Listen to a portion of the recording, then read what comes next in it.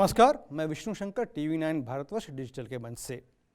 हाथरस जिले के एक गांव में 14 सितंबर को एक 22 साल की लड़की से गंभीर हिंसा और बलात्कार की कोशिश की घटना ने पूरे देश को झकझोर कर रख दिया है।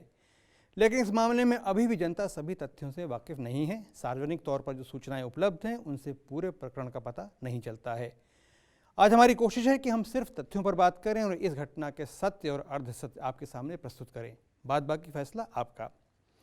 सत्य ये है कि 14 सितंबर की सुबह 9:30 बजे लड़की खेत में अपनी मां के साथ घास काटने गई थी, जो उसके घर से लगभग 800 मीटर दूर था। यहाँ अगड़ी जाति के लड़के संदीप ने उसे पकड़कर बाजरे के खेत में खींच लिया, जहाँ संदीप और लड़की पक्ष में मारपीट हुई। सुबह 10:30 बजे चंदपा पुलिस स्टेशन में लड़की के भाई ने धारा 307 और SC/ST एक्ट के तहत केस दर्ज कराया। घटना को लेकर पुलिस का पक्ष है कि पीड़िता अपने भाई और मां के साथ खेत में घास काटने गई थी। पीड़िता के भाई ने शिकायत दी कि उसकी बहन की संदीप नाम के एक लड़के ने हत्या करने की कोशिश की। पुलिस ने 14 सितंबर को हत्या की कोशिश और SC/ST एक्ट की धाराओं में केस दर्ज किया। लड़की को घायल हालत में उसी दिन AMU के मेडिकल कॉलेज में रेफर किया गया। सत्य है कि लड़की की स्पाइनल कॉर्ड में बड़ी चोट थी और उसकी जीभ पर भी गंभीर घाव था। दुपट्टे से उसका गला घोंटने की कोशिश की गई थी, लेकिन क्या उसे गैंग रेप भी हुआ था, इस पर अभी प्रश्न चिन्ह लगा हुआ है। 14 सितंबर का ही लड़की का एक वीडियो उपलब्ध है, जिसमें पूछे जाने पर कि उसका गला क्यों दबाया गया, वो कहती है कि मैं उसे ज़बरदस्ती नहीं करने दे रही थी, तासू। यानी लड़की के साथ रेप की कोशिश भी हुई थी। पुलिस के अनुसार 19 सितंबर को पीड़िता के परिवार ने छेड़छाड़ का आरोप लगाया, जिसके बाद आरोपी संदीप को गिरफ्तार किया गया। चूंकि पीड़िता बयान देने की हालत में नहीं थी, इसलिए 22 सितंबर को उसका बयान लिया गया। बयान में पीड़िता ने गैंग रेप की बात कही और 3 और लड़कों लवकुश, रवि और राम कुमार के नाम बताए।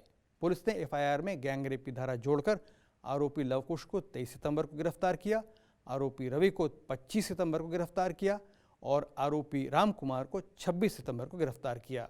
इसके बाद 24 सितंबर को AMU के मेडिकल कॉलेज में लड़की के औपचारिक बयान के बाद पुलिस ने रेप का मामला दर्ज किया। सत्य यह है कि अलीगढ़ के मेडिकल कॉलेज में लड़की की हालत बिगड़ने लगी तो पुलिस ने उसके परिवार वालों से कहा कि उसे दूसरे बड़े अस्पताल में भर्ती करने की ज़रूरत है, लेकिन परिवार वाले इसके लिए तैयार नहीं हुए। तब पुलिस ने परिवार वालों से कहा कि आप अपनी गैर रजामंदी लिख कर दें, जो परिवार वालों ने कर दिया। सत्य ये भी है कि पुलिस के पास ये दस्तावेज मौजूद है। जब उसकी हालत काफ़ी ख़राब हो गई तो 28 सितंबर को दोपहर 3:30 बजे पीड़िता को क्रिटिकल हालत में दिल्ली के सफदरजंग अस्पताल में भर्ती कराया गया, जहां 29 सितंबर को सुबह उसकी मौत हो गई।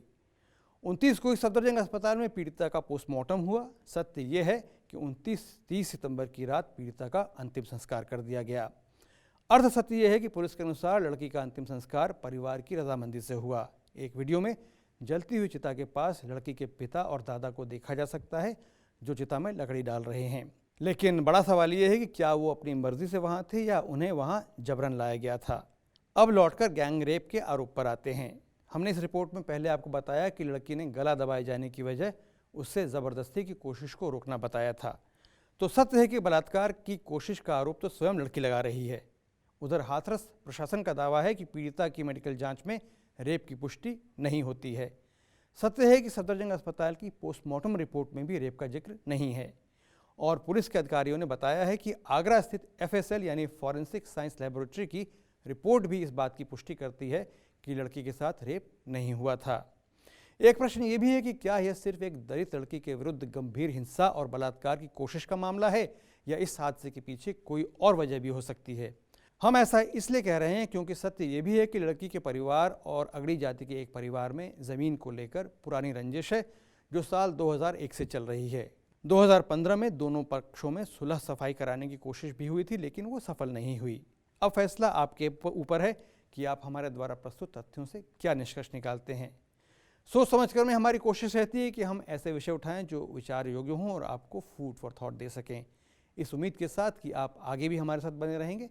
आज हमारे साथ जुड़ने के लिए आपको धन्यवाद।